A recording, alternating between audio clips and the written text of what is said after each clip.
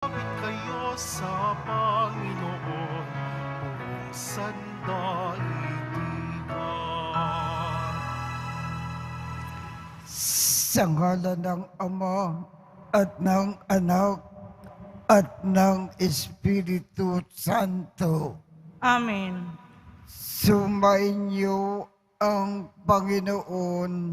At sumaiyo rin, Aminin natin ang ating mga kasalanan upang tayo ay maging marapat gumanap sa banal na pagdiriwang. Panginoong Jesus, binigyan mo kami ng bagong buhay. Panginoon, kaawaan mo kami. Panginoon, kaawaan mo kami. Panginoong Jesus, pinapatawad mo ang aming mga kasalanan. Kristo, kaawaan mo kami. Kristo, kaawaan mo kami. Panginoong Jesus, binabahagi mo sa amin ang iyong katawan at dugo sa Eucharistia. Panginoon, kaawaan mo kami. Panginoon, kaawaan mo kami. Kaawaan tayo ng Diyos amang makapangyarihan. Patawarin ang ating mga kasalanan at patnubayan tayo sa buhay na walang hanggan. Amen. Manalangin tayo. Ama naming makapangyarihan, kaming iyong mga kinupkup ay niloob mo na maging mga anak sa liwanag mong kaloob. Huwag mong ipahintulot na sa katiwalian kami ay masangkot. Panatilihin mo kaming nagliliwanag sa iyong katapatang lubos na sumisikat sa pamamagitan ni Jesucristo kasama ng Espiritu Santo magpasawalang hanggan. Amen. Magsiupo muna ang lahat. Pagbasa mula sa aklat ni Propeta Amos. Noong mga araw na iyon, si Amasiyas, ang saserdote sa Bethel, ay nagsumbong kay Haring Jeroboam ng Israel. May binabalak laban sa inyo ang propetang si Amos, aniya. Dahil sa kakasalita niya'y nagugulo ang bayan. Sinasabi niyang kayo'y mamamatay sa digmaan at dadalhin bihag sa ibang lupain ang mga taga-Israel. Pagkatapos, hinarap naman ni Amasiyas si Amos. Bulaan kang propeta, magbalik ka na sa Huda. Doon ka maghanap buhay sa pamamagitan ng iyong panghuhula. Huwag ka nang manghuhula rito sa Bethel. Narito ang pambansang templo at dito sumasamba ang hari. Sumagot si Amos, hindi ako propeta, hindi ko ito hanap buhay. Ako'y pastol at nag-aalaga rin ng mga punong igos. Ngunit inialis ako ng Panginoon sa gawain iyon at inutusang magsalita para sa Kanya sa mga taga-Israel. Kaya pakinggan mo ang sinasabi ng Panginoon. Pinatitigil mo akong manghula laban sa Israel at mga inapo ni Isaac. Dahil diyan, Amasiyas, ito naman ang ipinsasabi sa iyo ng Panginoon. Ang asawa mo'y magiging isang masamang babae sa lungsod at masasawi sa larangan ng digmaan ang mga anak mo. Paghahati-hatian ng iba ang iyong lupain at ikaw ay mamamatay sa isang bayang di kumikilala sa Panginoon. Ang mga taga-Israel ay dadalhin bihag sa ibang lupain. Ang salita ng Diyos. Salamat sa Diyos. Matuwid ang kahatulan ng Panginoon ng tanan. Matuwid ang kahatulan ng Panginoon ng tanan. Ang batas ng Panginoon ay batas na walang kulang. Ito'y utos na andulot sa tao'y bagong buhay. Yung kanyang mga batas ay mapagtitiwalaan, nagbibigay ng talino sa ang kaisipan. Matuwid ang kahatulan ng Panginoon ng tanan. Ang tuntuning ibinigay ng poon ay wastong utos. Liligaya ang sinuman kapag ito ang sinunod. Ito'y wagas at matuwid pagkat mula ito sa Diyos, pangunawa ng isipan, yung bungang idudulot. Matuwid ang kahatulan ng Panginoon ng tanan. Yung paggalang sa poon ay marapat at mabuti. Isang banal at tungkulin na iiral na parati. Pati manghatol niya ay matuwid na kahatulan. Kapag siya ang humatol, ang pasya ay pantay-pantay. Matuwid ang kahatulan ng Panginoon ng tanan. Ito'y higit pa sa ginto sa maraming nagnanais. Higit pa sa gintong lantay na ang hangad ay makamit. Matamis pa kaysa sa pulot na sakdal tamis. Kahit anong pulot, ito'y dalisay at malinis. Matuwid ang kahatulan ng Panginoon ng tanan. Magsitayo na po ang lahat.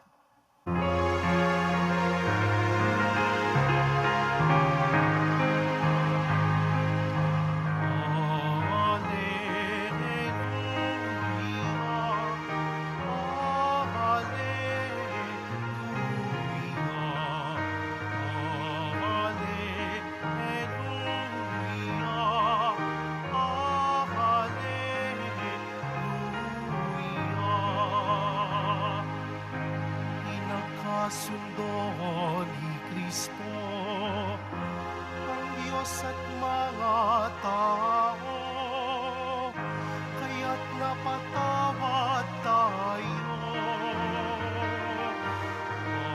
Hallelujah,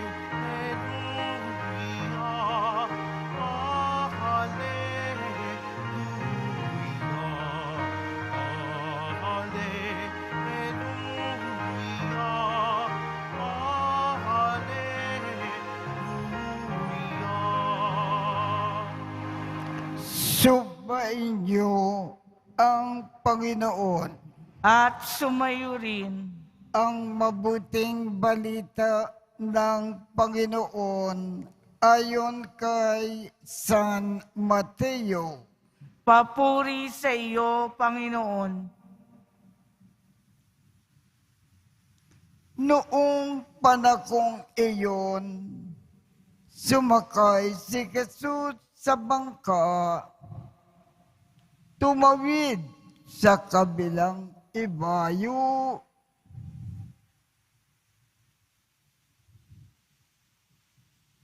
At tumuloy sa sariling bayan.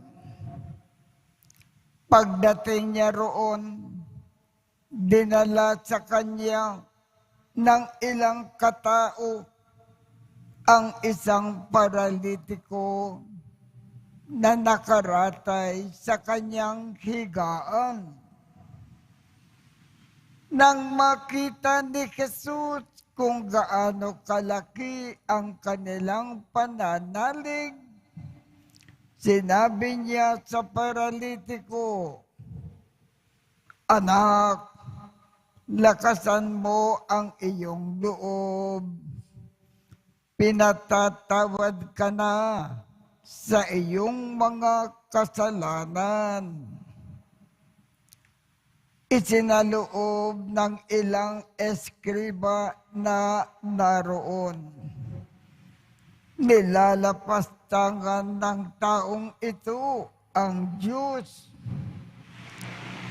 Ngunit batid ni Jesus ang kanilang iniisip, kaya't sinabi niya, "Bakit kayo nag-iisip ng ganyan?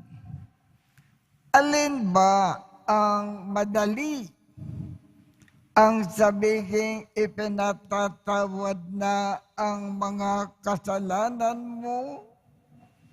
O ang sabihin tumindig ka at lumakad?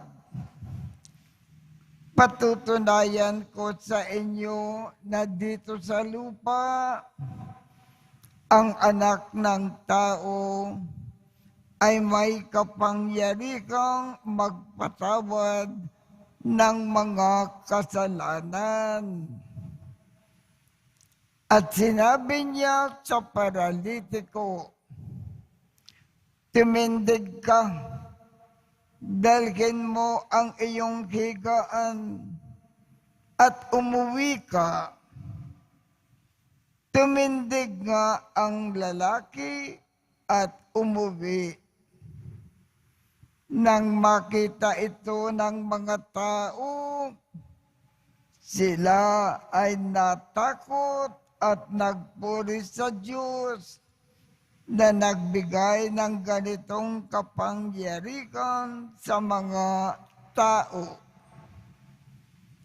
Ang mabuting balita ng Panginoon. Pinupuri ka namin, Panginoong Hesukristo. Magsiupo muna ang lahat. Ang Diyos lamang ang nakapagpapatawad ng mga kasalanan. Bakit ang ating Panginoong Jesus pinatawad niya ang kasalanan ng paralitiko? Upang ipakayag niya sa mga tao na siya ay isang Diyos at may kapangyarihan siyang magpatawad ng mga kasalanan.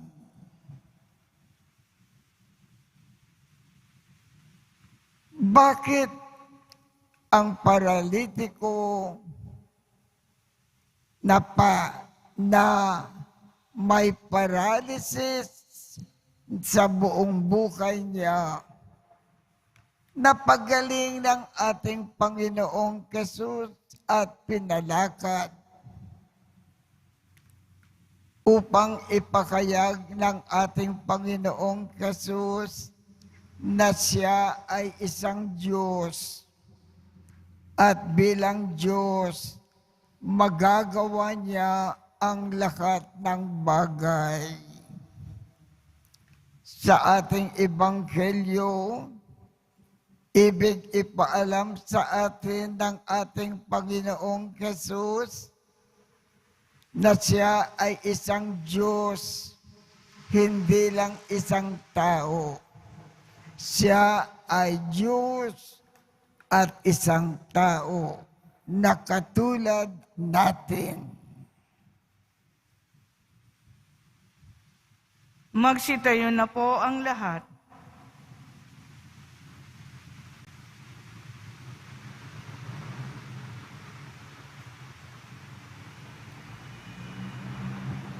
Minamahal kong mga kapatid, taglay ang buong pananalig ng mga kaibigan ng paralitiko. Dalhin natin sa Panginoon ang ating mga pangangailangan at ang mga dalamhati ng simbahan at ng mundo. Ang ating tugon, Panginoon, palakasin at ibangon mo kami. Panginoon, palakasin at ibangon mo kami. Ang simbahan naway palagi ang isagawa ang mapagligtas na misyon ni Kristo sa pamamagitan ng pagpapatawad ng mga kasalanan. Manalangin tayo. Panginoon, palakasin at ibangon mo kami. Ang mga pari na nagdiriwang ng sakramento ng pakikipagsundo, naway laging magpakita ng habag at pangunawa sa lahat ng mga nagbabalik loob. Manalangin tayo. Panginoon, palakasin at ibangon mo kami. Tayo naway maging laging handang magpatawad ng ating kapwa, sapagkat bahagi ito ng ating tungkulin sa pagsunod kay Kristo. Manalangin tayo. Panginoon, palakasin at ibangon mo kami. Ang mga may sakit at may kapansanan, naway makatagpo ng kasiyahan at pag-asa sa gitna ng kanilang pagdurusa. Manalangin tayo. Panginoon, palakasin at ibangon mo kami. Iyong mga namayapa, naway makasalo sa walang hanggang kapayapaan ni Kristo. Manalangin tayo. Panginoon, palakasin at ibangon mo kami. Ama naming nasa langit, pinasasalamatan ka namin sa kapatawaran na dulot ng iyong anak sa amin. Kami nawa ay makapagpatawad sa mga nagkakasala sa amin. Hinihiling namin ito sa pamamagitan ni Kristo na aming Panginoon. Amen. Magsiupo muna ang lahat.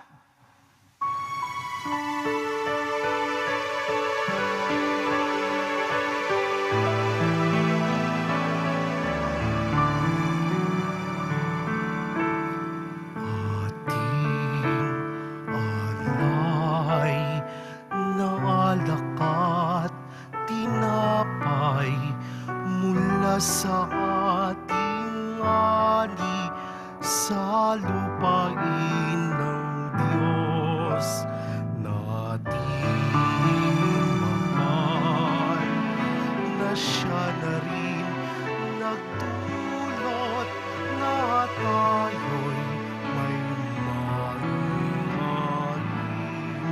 sa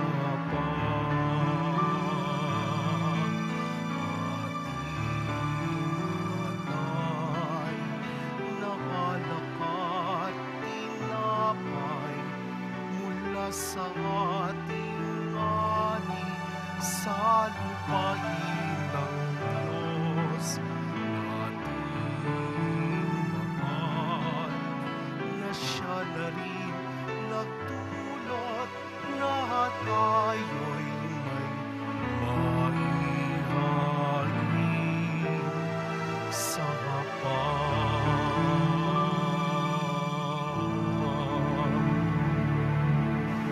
Magsitayo na po ang lahat.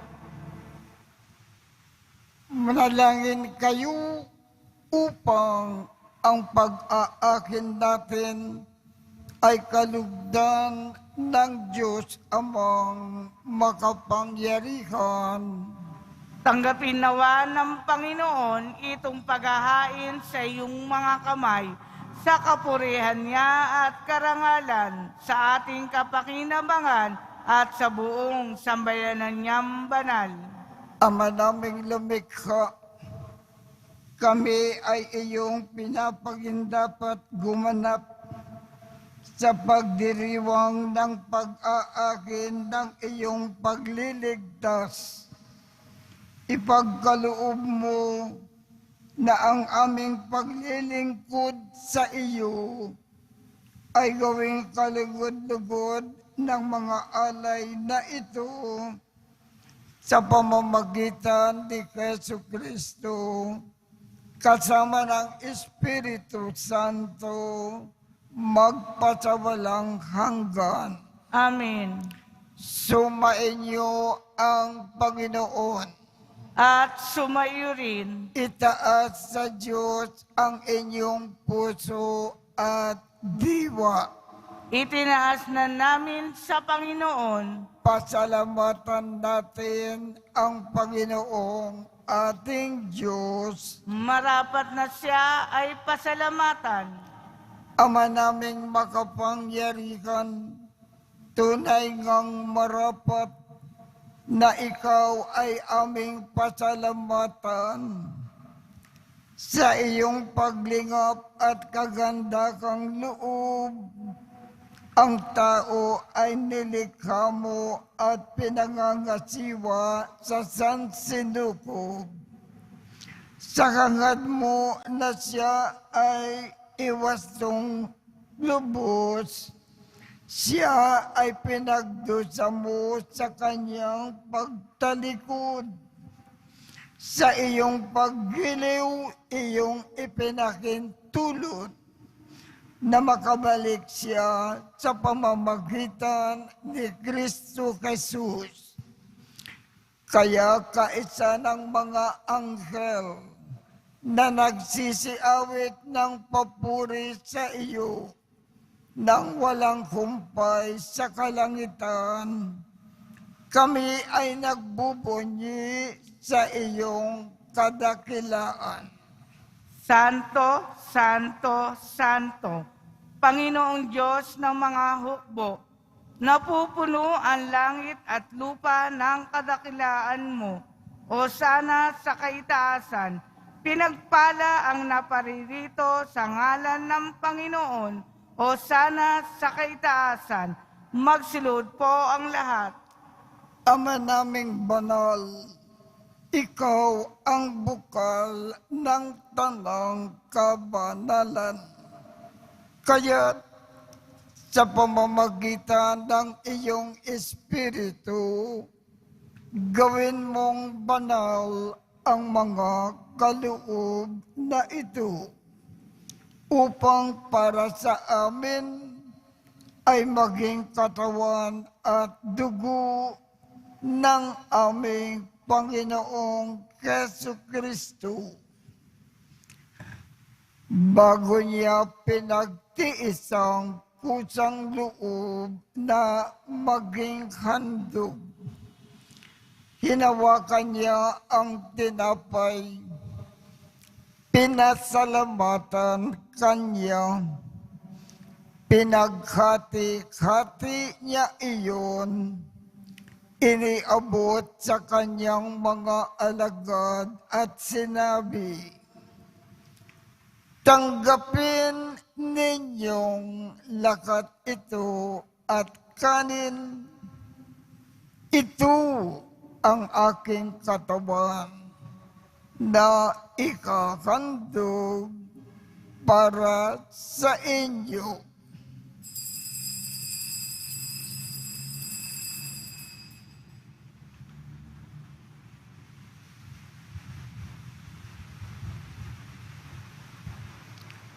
Gayon din naman, noong matapos ang hapunan, hinawakan niya ang kalis, muli kanyang pinasalamatan. Iniabot niya ang kalis sa kanyang mga alagad at sinabi, tanggapin ninyong lakat ito at inumin. Ito ang kalis ng aking dugo, ng bago at walang hanggang tipan. Ang aking dugo na ibubuhos para sa inyo at para sa lahat sa ikapagpapatawad ng mga kasalanan. Gawin ninyo ito sa pag-alaala sa akin.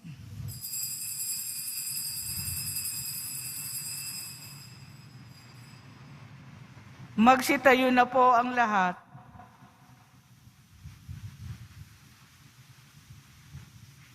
Ipagbunyi natin ang misteryo ng pananampalataya.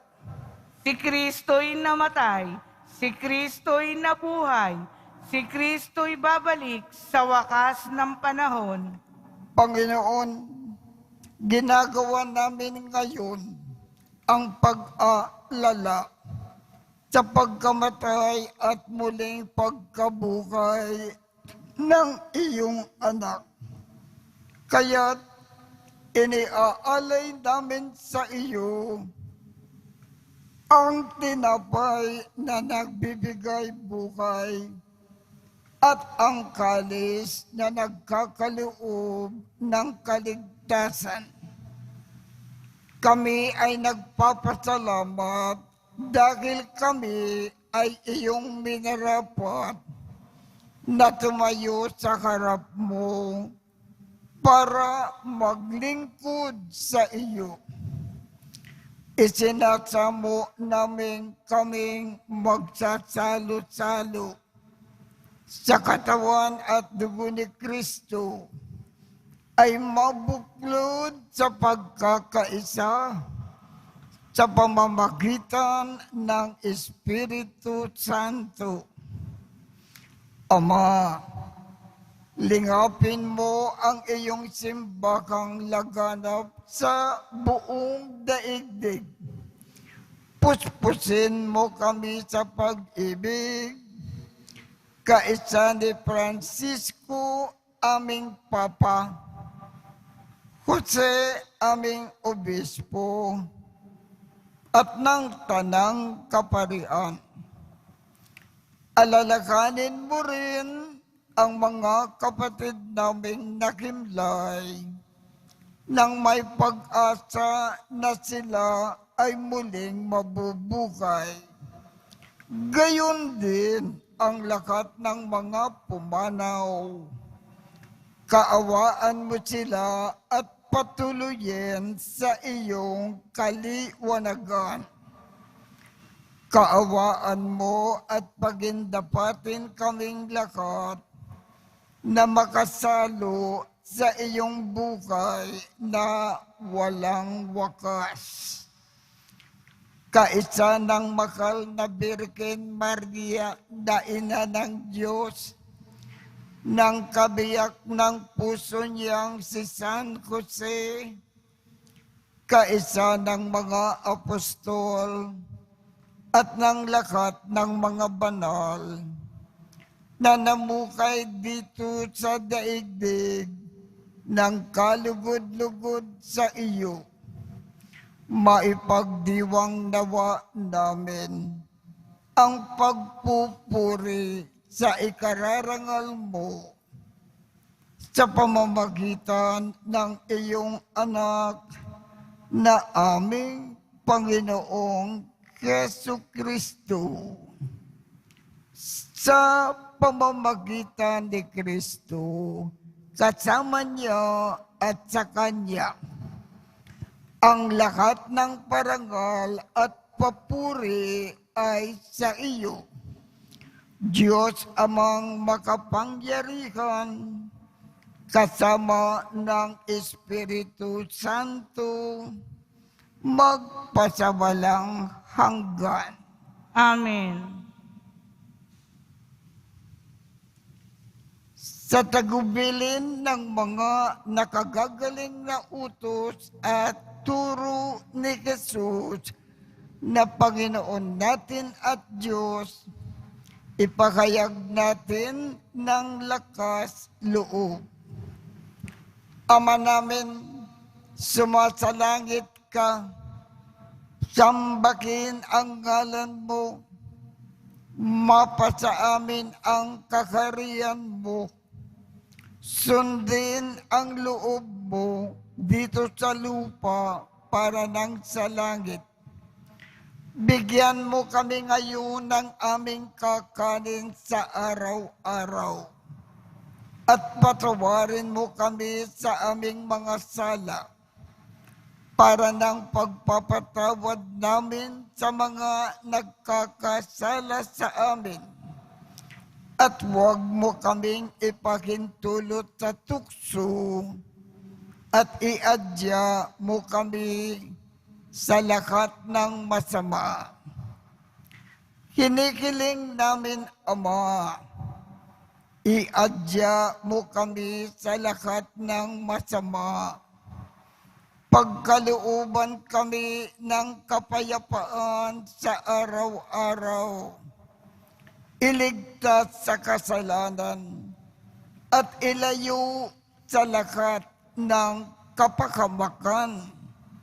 Samantalang aming pinananabikan ang dakilang araw ng pagpapahayag ng tagapagligtas naming si Jesucristo.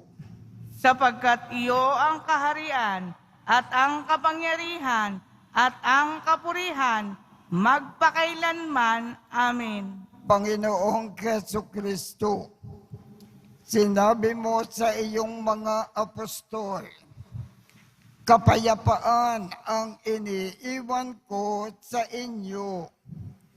Ang aking kapayapaan ang ibinibigay ko sa inyo. Tungkayan mo ang aming pananampalataya at huwag ang aming mga pagkakasala.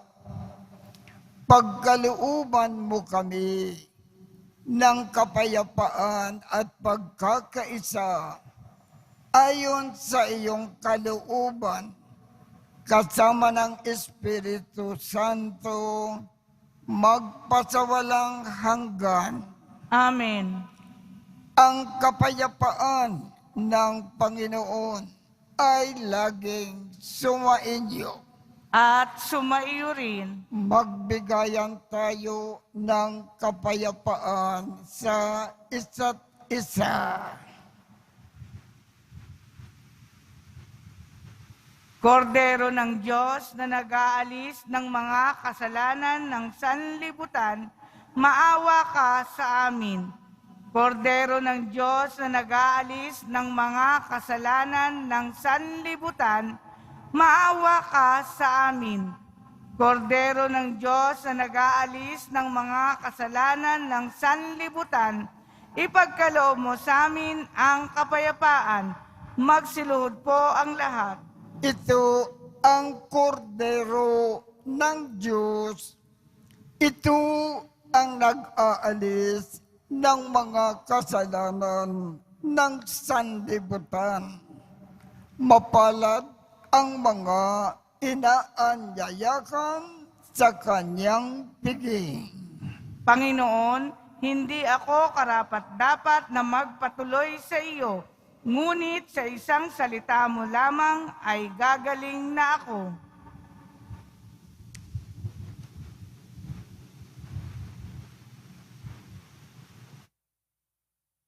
Pan ni Kristo. Amen.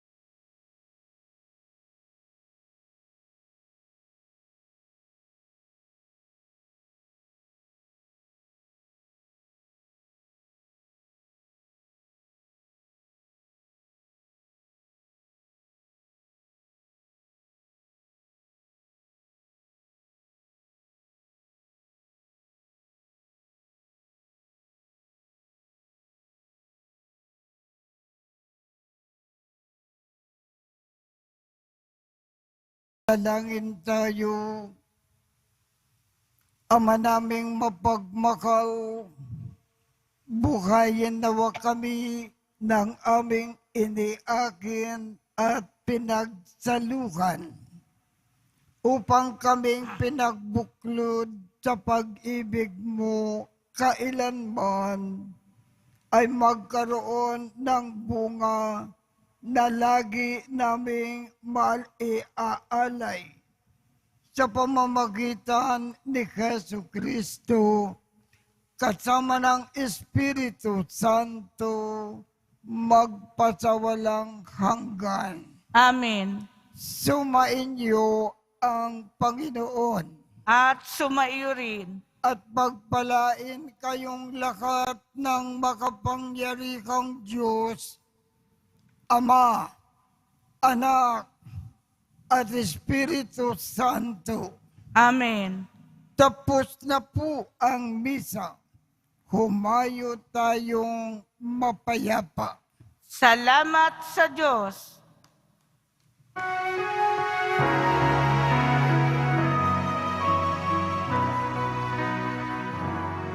Nuestro Padre Jesus Nazareno, sinasamba ka namin.